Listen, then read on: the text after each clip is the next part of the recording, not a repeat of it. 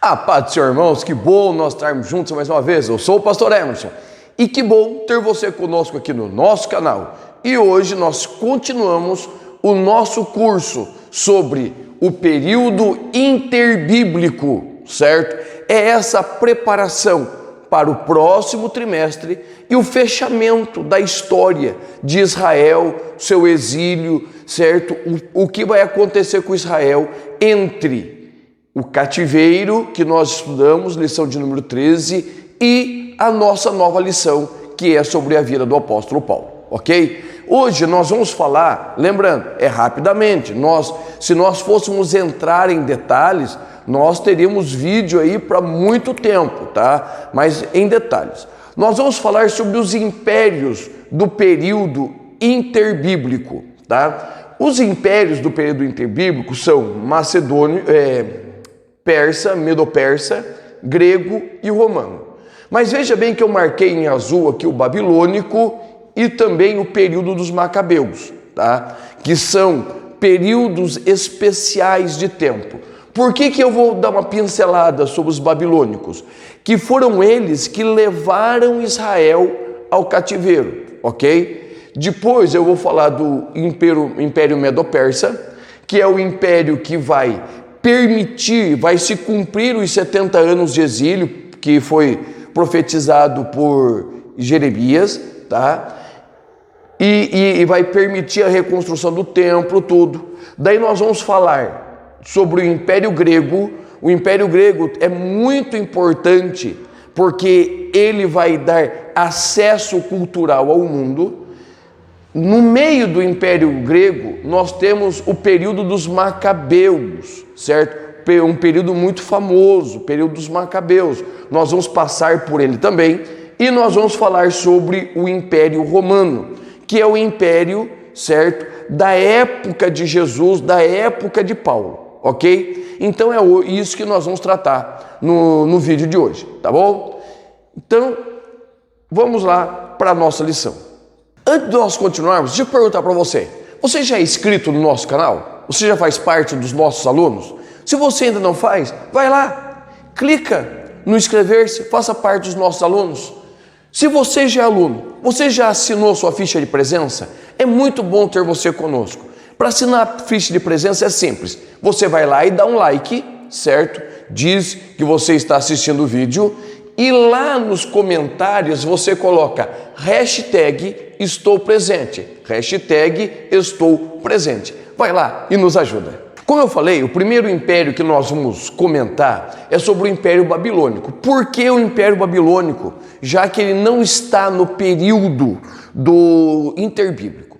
Porque é no Império Babilônico que vai começar toda a saga de Israel fora do seu reino, fora do seu território, tá? Então os babilônicos, comandados por Nabucodonosor, o que vai acontecer? Em 586, ele vai levar Judá ao cativeiro. Por que Judá? Certo? Judá, ela é o reino do sul, certo? Judá é o reino do sul. O reino do norte, vamos colocar uma setinha aqui, certo? Reino do norte. Ele foi levado cativo pelos assírios em 722, ok? Então veja bem, o reino do norte já tinha sido levado cativo pelos assírios. Qual o motivo do cativeiro, tanto babilônico quanto do cativeiro assírio?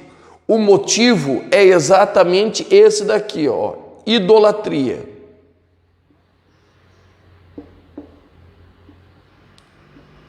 Afastamento de Deus, desobediência a Deus, troca da adoração ao Senhor pela adoração aos falsos deuses, obediência a leis dos homens e não a lei de Deus, o afastamento do Senhor. A idolatria é exatamente a troca de um Deus pelo outro, certo? É a divisão, tudo aquilo que nos afasta de Deus é idolatria.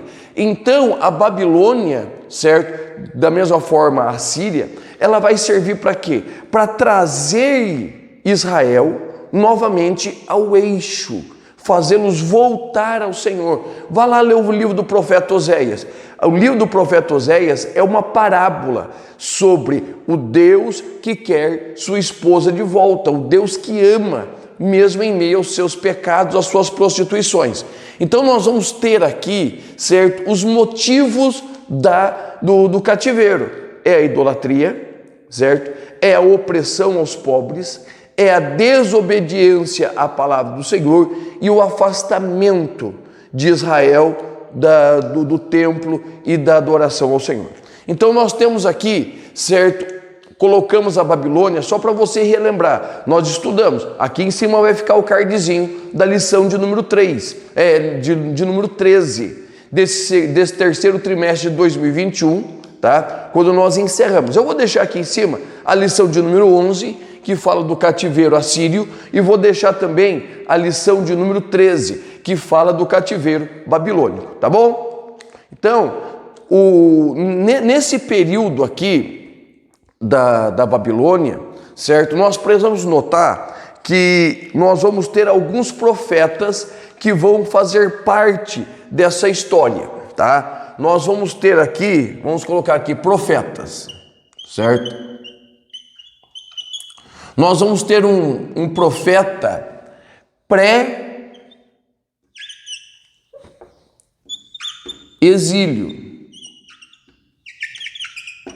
Nós vamos ter profetas durante o exílio.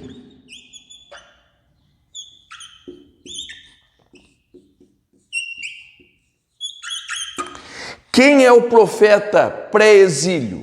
É Jeremias. Jeremias vai começar a profetizar, vai começar a falar do exílio bem antes dele acontecer. Quem são os profetas durante o exílio? Nós vamos ter Ezequiel,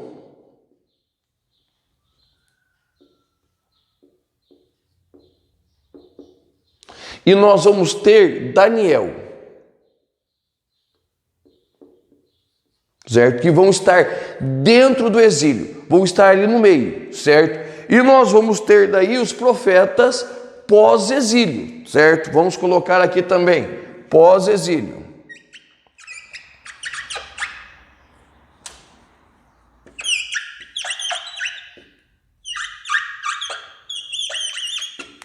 Que daí nós vamos ter aqui Ageu,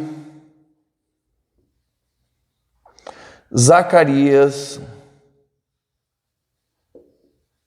que vão profetizar ao mesmo tempo, e Malaquias. Tá? Então, a Babilônia, certo? Nós vamos ter aqui na Babilônia a menção desses profetas, certo? Quando Malaquias profetiza, já é o Império Persa, mas nós temos aqui um quadro para você entender o que foi e por que foi o cativeiro babilônico, tá? Então, Judá é levada pelos babilônicos, o templo é destruído, certo? Nabucodonosor entra com muita fúria, muita ira e leva todo mundo ao cativeiro. Agora nós vamos entrar diretamente nos impérios do período interbíblico. O primeiro período que nós vamos falar é o período persa. Os persas, eles vão subjugar os babilônios, tá? Eles vão perder em batalha sobre a régia de Ciro, e isso vai se dar aproximadamente em 538, tá? Então, veja bem, Judá já estava sob o domínio dos babilônios. E o que vai acontecer? Os persas vão acrescentar ao seu reino, certo? Todo o domínio babilônico, tá? Vai ser um grande feito militar. Só que o que acontece? Os persas, eles trabalham diferente das outras nações. Os assírios, que levaram o reino do norte, Israel, e os babilônicos, que levaram o reino do sul, Judá, quando eles venciam as batalhas, o que eles faziam? Eles desarraigavam, arrancavam o povo do lugar onde estava e levava para uma outra nação para perder o sentimento nacionalista. Os persas, eles fazem diferente. eles incentivam os povos a voltarem. Tá? Eles entenderam que é muito melhor que uma nação esteja na sua terra, produzindo na sua terra, devendo-lhe respeito e obrigação, do que viver por opressão. Então os persas, eles vão fazer o quê? Eles vão permitir que Judá volte para sua terra, vai incentivar Judá a voltar para sua terra. Um pouco disso também é devido a este homem aqui. Tá? Se você for lá para o livro do profeta Isaías, entre os capítulos 41 e 48, você vai ver o que? Deus falando de Ciro, aproximadamente 200 anos antes do seu nascimento. O profeta Isaías vai deixar registrado ali sobre Ciro, ok? Então, os sacerdotes, quando Ciro ascende ao poder, o que eles fazem? Eles levam os rolos, abrem os rolos diante de Ciro e mostram para ele: Ciro, você é um projeto de Deus. Não, isso não quer dizer que Ciro era crente, tá? Que o Ciro temia o Senhor. Eu vejo muita gente confundindo isso, dizendo que Ciro servia ao Senhor. Não, Ciro, ele era um servo que fazia as vontades de Deus, não é que ele se dobrava ao seu Deus, entendeu? Então Ciro, ele foi, a Bíblia vai dizer que ele é um vaso, ele vai ser chamado para pastorear, ele não era o dono das ovelhas, ok? E o que Ciro vai fazer? Ele vai permitir o retorno, ele vai permitir que Israel comece a voltar para a sua terra e comece a reconstruir. Lembra das histórias de Esdras, Neemias, quando eles vão se colocar diante do Senhor? Neemias se coloca diante de Assuero e de Xerxes, e com seu semblante abatido. Um funcionário nunca poderia se colocar na frente do seu rei como abatido, triste. E Xerxes vai perguntar: por que você está abatido? Ele vai explicar que é por causa dos seus irmãos que estão presos. Então começa, o primeiro retorno vem com Zorobabel e com Josué. Isso está nos livros de Ageu e Zacarias, aonde eles vão fazer o quê? Reedificar o templo, começar a reedificar o templo. Na sequência vem Neemias e vem Esdras, que vão reedificar as muralhas de Jerusalém e também a adoração ao Senhor. Principalmente Esdras, que é um sacerdote, é um escriba, o que ele vai fazer? Ele vai trazer o afastamento dos casamentos estranhos, certo? Ele vai ensinar a palavra. E nós vamos ter no período persa também a história de Ester, certo? Que é a esposa de Assuero, como eu já falei, Assuero, Xerxes, né, que são aí o Rodrigo Santoro, para quem assistiu o filme 300, tá bom? Que vão ser aí as figuras míticas, né, que vão contar as histórias de Deus nesse período. E por fim nós temos Malaquias, que é o último livro do Antigo Testamento, o último profeta do Antigo Testamento, a última voz de Deus no Antigo Testamento, que vai fazer o quê? Que vai abrir literalmente o período interbíblico. Então nós vamos ter aqui um grande movimento. Os persas, eles vão dominar até aproximadamente mais ou menos 333 antes de Cristo, tá? Então é nesse período que começa a volta dos judeus para Jerusalém, a reconstrução do templo sobre as rédeas de Zorobabel, Josué, Ageu, Zacarias, Neemias e Esdras. Nós temos a história de Ester, a rainha Ester, a nossa Radassa, certo? Quando eu coloquei o nome da minha filha de Radassa, ninguém conhecia. Passou um pouco de tempo, veio daquelas novelinhas bíblicas da Record e agora está cheia de Radassa, tá? Mas a minha Radassa é mais velha, certo? E eu coloquei o nome do meu filho de Esdras. Então aqui em casa eu tenho Esdras e tenho Radassa. Esdras porque é um escriba, um senhor que foi chamado para a lei. O nome Esdras quer dizer ajudador, tá? e eu tenho a minha Hadassah, a rainha que o Senhor nos prometeu, tá bom? Então, esse é o Império Persa, ok? Agora nós vamos falar sobre o Império Grego. O segundo império que nós vamos estudar, do período interbíblico, é o Império Grego, certo? Esse império vai ter início antes de 333, um pouquinho antes. Anteriormente, se você assistir o filme 300, certo? O que você vai ver? Você vai ver exatamente o que estava acontecendo. Os espartanos, gregos, Trácia, eles eram cidades-estados, certo? Cada um tinha o seu rei e na hora do apuro eles se ajudavam, tá? Quem encabeçou esse novo império? Ele vai ter o nome de Filipe, tá? Filipe vai ser que vai encabeçar esse novo império, Filipe da Macedônia. E ele vai morrer Quando ele morre, quem vai assumir? O seu filho Alexandre, em aproximadamente 333 a.C. Lembrando, irmãos, que essas datas, se você for procurar em livros, vai divergir, certo? São datas aproximadas. Mas o que nós precisamos saber? Que essas duas figuras estão unidas com a morte do pai de Alexandre, Filipe, tá? Alexandre era um homem muito culto, além de ser um exímio, um excepcional de um guerreiro, ele era um homem muito culto. Então, quando ele vai dominar os persas, ele vai pôr abaixo o Império Persa, ele vai começar um outro projeto, lembrando que os persas já não eram tão cruéis, eles eram cruéis em batalhas extremamente violentos, mas com as nações dominadas eles eram benevolentes. E o Alexandre, ele vai começar um processo de dominação chamado helenização. O que é o processo da helenização? É o processo de transformar, de unificar o mundo em uma grande nação grega.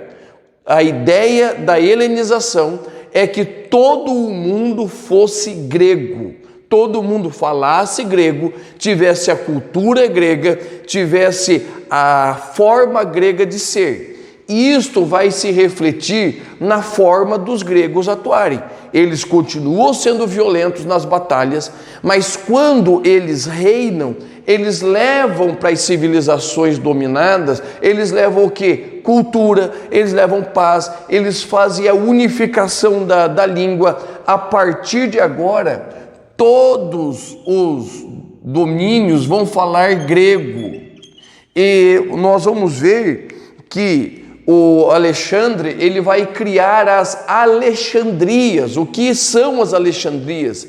São pequenas Grécias, certo? Cidades modelos dentro dos países. E a mais famosa vai ser a Alexandria do Egito, tá? Então, e isso daqui vai ser tremendo, certo? Vai ser maravilhoso o que Alexandre está fazendo. A única nação que Alexandre não vai conseguir dominar, e você pode entender bem a história de Alexandre o Grande, a história da Grécia, quando você assistir o filme Troia. É um filme muito extenso, mas um filme maravilhoso.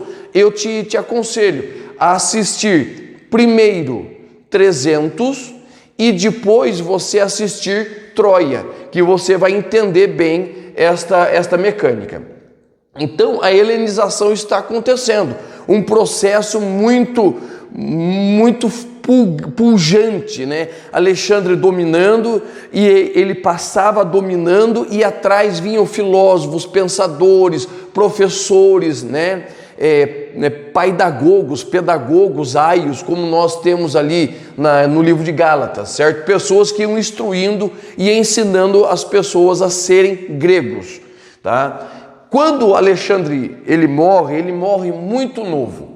Ele vai morrer com aproximadamente 30 anos, certo? Ele ascende ao poder com 20 anos e morre, né? Vamos colocar uma cruzinha de morte aqui, e morre aos 30 anos, ok? Quando ele morre, o seu reino ele é dividido, certo? Vamos marcar aqui. Ele é dividido em 4, tá? Então, ele vai entre os seus generais. Esses daqui são 4 generais importantes que Alexandre tinha: Ptolomeu, Seleucida, Cassandro e Lisímaco, tá? Quando Alexandre morre, então eles dividem, com certeza não foi uma divisão em paz, né? Mas Ptolomeu fica com o Egito, Seleucida fica com a Síria, Ásia Menor e parte da Babilônia.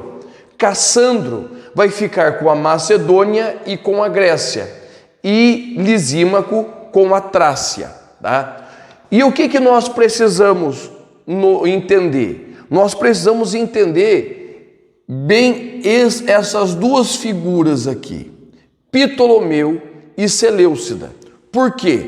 Porque entre o Egito e a Síria, o Egito e a Ásia Menor, está quem? Israel, está Judá. Lembrando que Judá já estava na sua nação de volta, entendeu? Ela estava ali, certo? Era uma nação vassala, primeiro dos persas e agora também dos gregos, e ela vai ter ali uma certa liberdade, tudo, tá? Então, ela está sendo helenizada. Nesse processo, nós vamos ver que os Ptolomeus e os Seleucidas, eles vão dividir o domínio da Palestina durante um bom tempo. A Palestina é um corredor muito importante dentro da Mesopotâmia, tá? Então, ele vai dividir o domínio sobre a Palestina. E nós vamos ver o que isso vai acontecer, quais são os efeitos desse domínio, né, ptolomeuco ou seleucida na Palestina. Então, como nós estávamos falando, o período grego, né, nós vamos ter o período de Alexandre, que é o período de dominação. Passando o período de Alexandre, nós vamos chegar ao quê? Ao período que nós chamamos de a Grécia, a Grécia dividida, certo? O Império Grego dividido. Nós vemos lá os 4 generais: Ptolomeu, Seleucida, Lisímaco e Cassandro, certo? Mas para a nossa história é importante Ptolomeu e Seleucida. Por quê? Porque Ptolomeu, ele tinha um pensamento semelhante ao de Alexandre, certo? Semelhante ao de Alexandre. A ideia de envolver o mundo na cultura helenística. Então, eles serão bons, benevolentes, eles vão cuidar bem do povo e, principalmente, vão dar liberdade de culto, certo? Liberdade de cultuar a Deus. Então, os judeus, eles vão ter vão ter liberdade, possibilidade de adorar ao Senhor. E algo muito importante vai acontecer aqui. Eles vão preparar a Septuaginta. Olha que nome bonito, 50, 10, 10, número romano, Septuaginta. O que é vamos colocar aqui para todo mundo entender. Septuaginta é a tradução do Antigo Testamento do hebraico para o grego. Por quê? Porque já neste período o mundo falava grego fluentemente. E Israel, devido às suas muitas dominações, devido ter passado por muitos cativeiros, por muitos povos, a grande parte do povo já não falava o hebraico. Eles falavam o aramaico, que era a língua comercial, e estavam falando agora o grego, que era a língua comum, certo? E nós vamos ter aí o surgimento do grego koiné, que é o grego popular. Então, os Ptolomeus, eles sempre foram muito bons, e eles vão deixar uma herança maravilhosa, que vai ter influência nos tempos de Paulo, tá? Agora, nós temos um outro período, que são dos Seleucidas.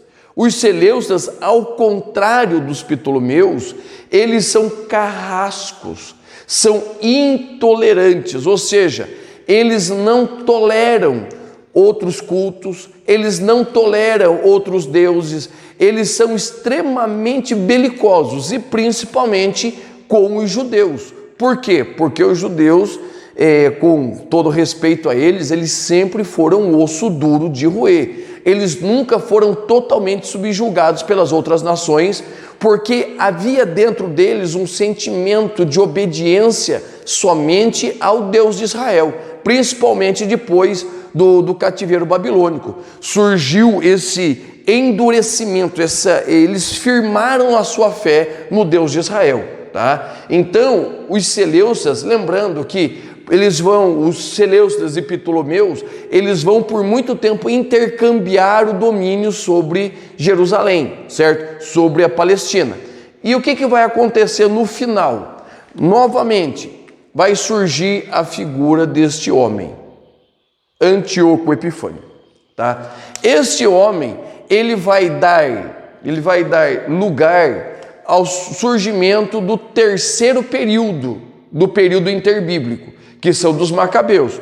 Este Antíoco Epifânio, nós já comentamos alguma coisinha dele no vídeo anterior, foi um homem muito mau, extremamente mau, desrespeitoso tanto a Deus quanto ao povo. O que ele vai fazer? Ele vai entrar em Jerusalém, certo?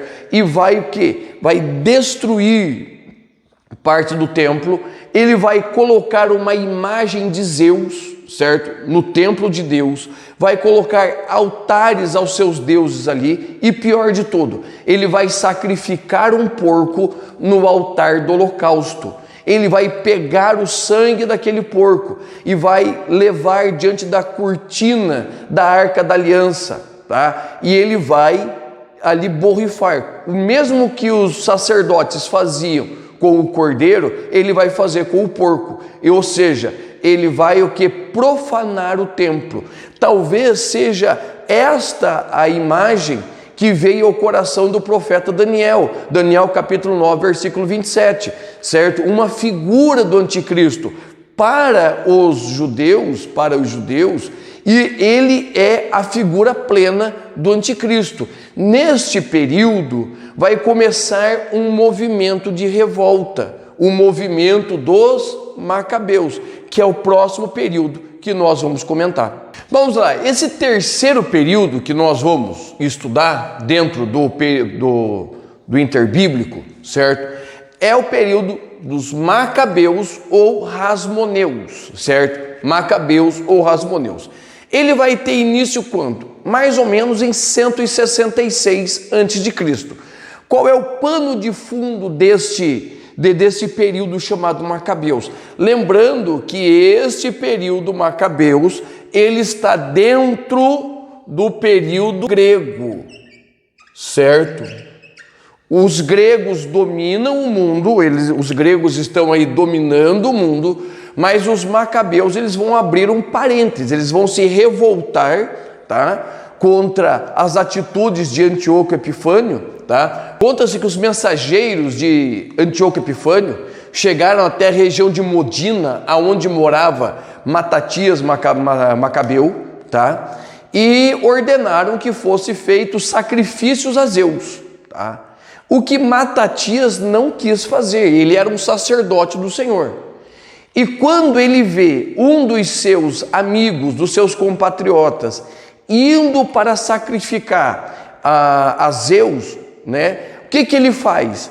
Ele mata esse sacerdote que está indo sacrificar a Zeus e também mata o mensageiro. Ou seja, é exatamente uma declaração de guerra, certo? Ele está dizendo que está contra Antíoco Epifânio, certo? Por tudo aquilo que ele está fazendo, aquele absurdo, aquela violência que está fazendo com o povo e com a religião. Então vão se levantar Judas, Jonatas, Simão, João e Eliezer, que são os filhos de Matatias Macabeu. E esse Judas, ele vai ser quem vai encabeçar, ele vai ser o líder dessa resistência. Irmãos, e essa resistência, veja bem, um grupo pequeno vai resistir ao Império Grego por aproximadamente 100 anos. O Antíoco Epifânio, nós já falamos na aula passada, sabe do que ele morreu? Ele morreu de desgosto. Por quê? os judeus, eles se colocaram numa fortaleza chamada Massada, que é um istmo de pedra assim, certo? É uma ponta de uma montanha de pedra que só tem um acesso. E eles resistiram ao cerco babilônio por meses, até que chegou uma coisa interessante. Chegou um dia que ele não tinha mais azeite para o candelabro, certo? O candelabro para adoração. E eles estavam muito nervosos porque eles estavam entendendo que estavam sendo abandonados, que Deus não entraria com providência. O restinho de azeite que tinha durou uma semana, exatamente uma semana, até que fosse providenciado. E qual foi o desgosto de Antíoco Epifânio? Que ele tinha um exército de mais de 1 milhão de pessoas, tá? de soldados para guerrear por ele. E ele pegou e mandou uma comitiva de 60 mil soldados para guerrear contra 3 mil. Faça a conta aí, você vai ver que vai dar 20 soldados de Antíoco Epifânio para um soldado macabeu. E o que acontece? Deus vai dar livramento, Deus vai entrar com providência, e os 3 mil dos macabeus vão suplantar os 60 mil, vão matar os 60 mil soldados de Antíoco Epifânio, tá? E o que vai acontecer?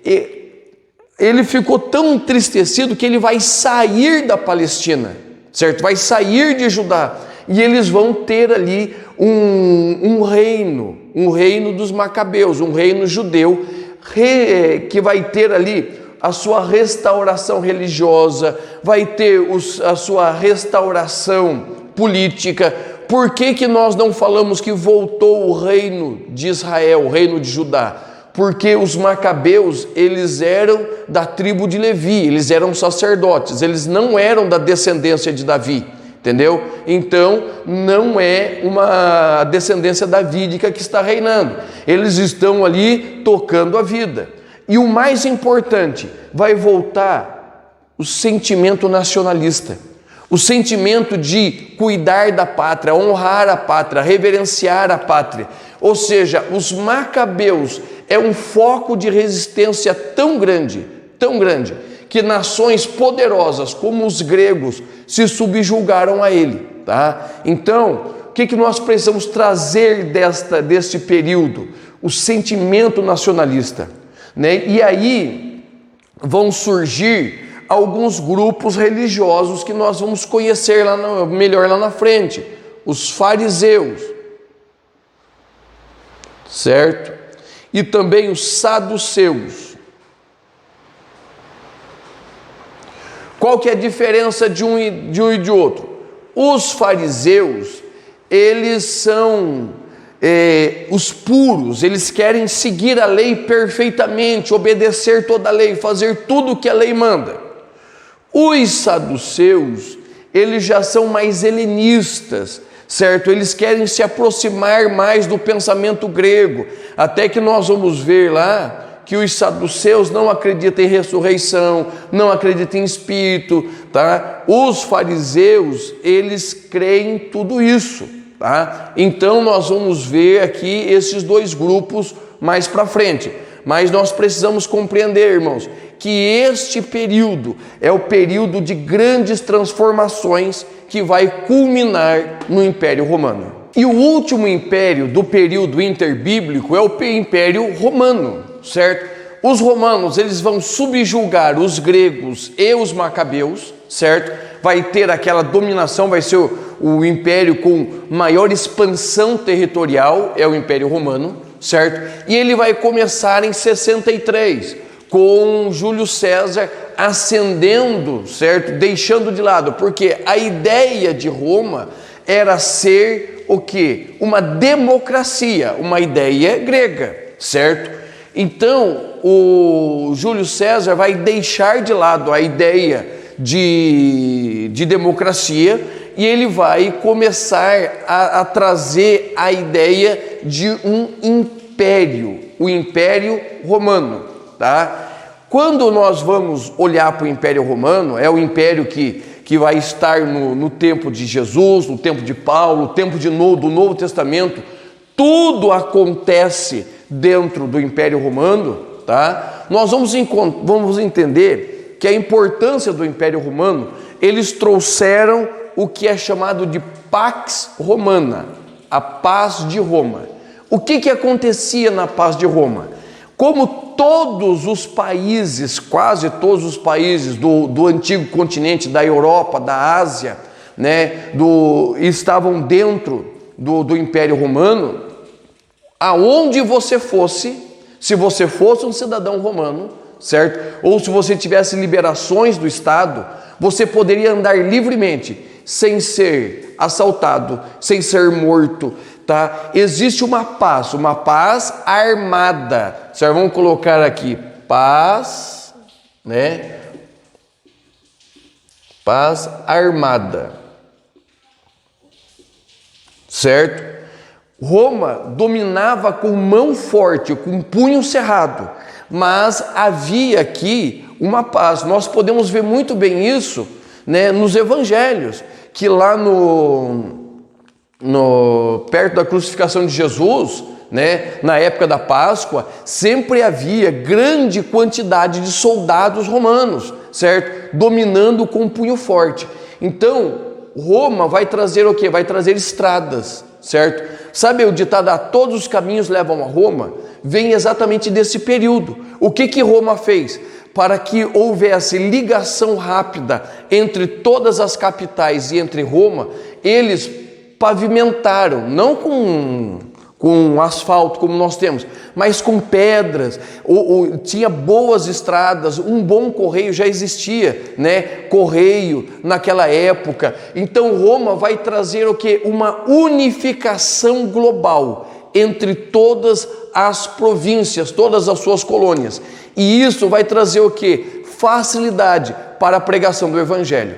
Então nós vamos ver agora o que cada um desses impérios, cada um desses períodos trouxe para o período de Jesus. Então, para nós encerrarmos o vídeo de hoje, nós vamos falar sobre o que cada um dos períodos trouxe para Israel, certo? Para preparar para a vida do Messias. Lembrando que no nosso próximo vídeo nós vamos falar sobre o quê? Sobre a sociedade desta época, certo? Vai ser o nosso último vídeo que nós vamos falar sobre a sociedade deste último período aqui, que vai trazer o quê? Que vai trazer o surgimento do Messias, do período do Novo Testamento, que vai propiciar as viagens de Paulo. Então, quando nós olhamos para o período babilônico, né, que foi o período do cativeiro, nós temos a questão da purificação da idolatria. A partir do momento que eles foram levados para a Babilônia, eles abandonaram os seus ídolos, eles abandonaram ali a adoração aos falsos deuses e voltaram totalmente ao Senhor. O período persa vai trazer para nós o quê? A restauração. Ou seja, eles saíram da terra de Judá, saíram de Jerusalém por causa dos seus pecados e estão voltando restaurados e para restaurar a cidade, o templo, os muros, para restaurar a nação. O período grego, ele vai trazer para nós três coisas importantes que vão influenciar muito no mundo do período do Novo Testamento. A língua, que vai ser a língua grega, certo? Ela vai ser para nós o que é o inglês, certo? Então, se fosse hoje, ao invés de se ensinar o grego, se ensinaria o inglês, certo? O inglês seria a língua oficial da época, do mundo. Segundo ponto, a cultura, o pensamento grego, a forma de ser grega, que vai trazer quase uma unificação mundial. E por último, a Septuaginta, que é a tradução, certo, do Antigo Testamento, que estava no hebraico, no aramaico, para o grego, que vai ser a língua mundialmente conhecida e que vai facilitar a propagação do Evangelho. O período dos Macabeus vai trazer 3 restaurações para nós. Restauração religiosa. Eles vão voltar a cultuar a Deus, segundo a Torá, segundo as leis de Moisés. Vai ter uma restauração política, certo? Organização. Lembra que nós falamos do surgimento aqui dos fariseus, dos saduceus, certo?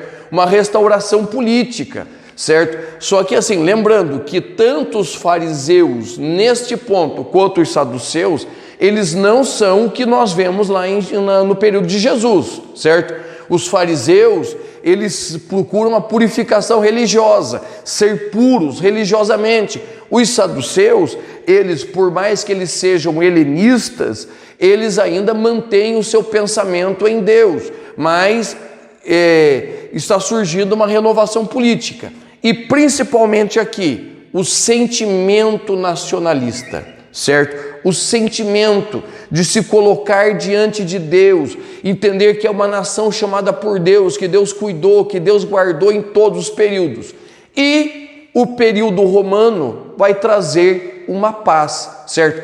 Paz como? Paz por meio do seu punho forte, de você poder entrar, sair, viajar, certo? Estar bem cuidado, não ter perigo, saber que se você é um cidadão romano, aonde você estiver, você vai ser respeitado. Lembra quando Paulo, ele está lá em Atos 16, que ele está no cárcere, quando descobrem que ele é o cidadão romano, querem tirar ele, fazer aquele meio de campo. Por quê? Porque não se podia maltratar um cidadão romano. Então, tudo isso daqui está preparando para o mundo do Novo Testamento, ok? E no nosso próximo vídeo, nós vamos encerrar isso daí, trazendo um panorama do que é o mundo do Novo Testamento. Eu te espero lá.